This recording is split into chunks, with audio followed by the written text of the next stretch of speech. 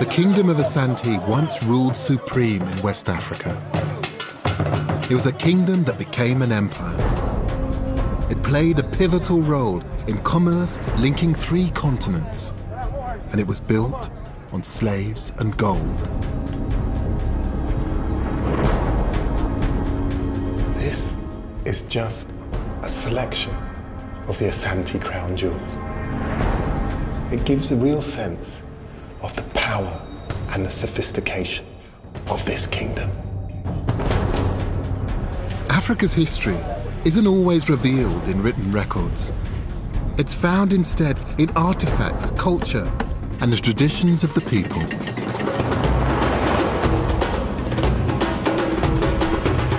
We know less about Africa's distant past than almost anywhere else on Earth. But the history of this continent is as important and valuable as any other. In this series, I'm exploring some of the richest and most vibrant histories in the world.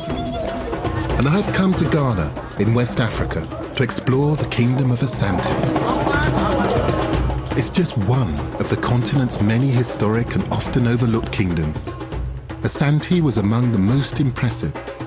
And it was found deep in the tropical forest, which raises some questions. How did a sophisticated society emerge from some of the toughest conditions on the planet? How was the Asante Kingdom created? And what happened to it?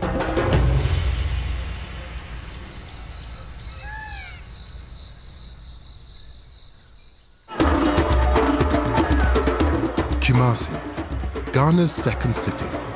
Today it's home to 1.5 million people. In the 18th and 19th centuries, Kumasi was the center of power of the Asante Kingdom.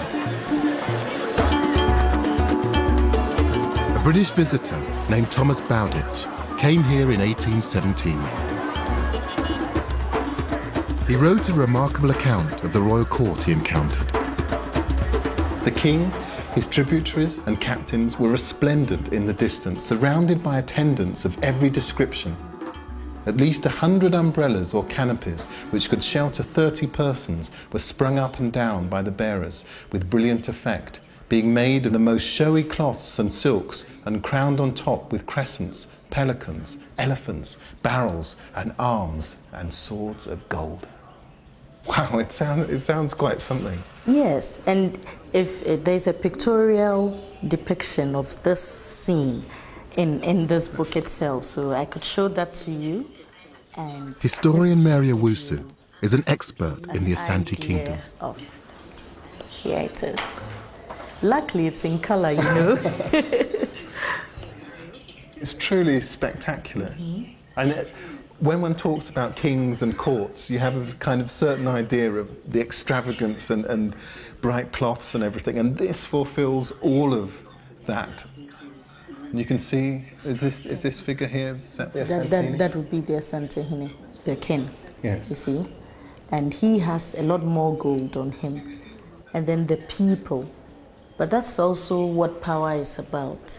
It's about human beings, the number of people you control, as well as having the wealth to go with that control. It's a real display of power, and I guess that the most significant sign of that is just how much gold is in evidence, just everywhere. It's pretty obvious looking at these, Mary, that they're trying to send a message. The Asantini's right at the centre.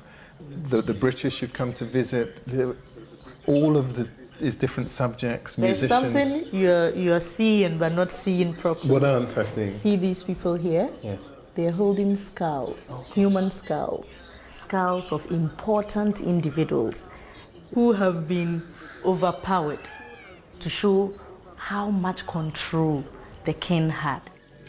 This illustration shows a wealthy state with an uncompromising grip on the kingdom. Fascinating though the account is, Bowditch only really got a snapshot of the Asante. And it doesn't reflect one of the most remarkable things about this kingdom, how it came into being in the first place. Asante emerged a little over 300 years ago in territory now occupied by the Republic of Ghana, in the heart of West Africa's forest zone.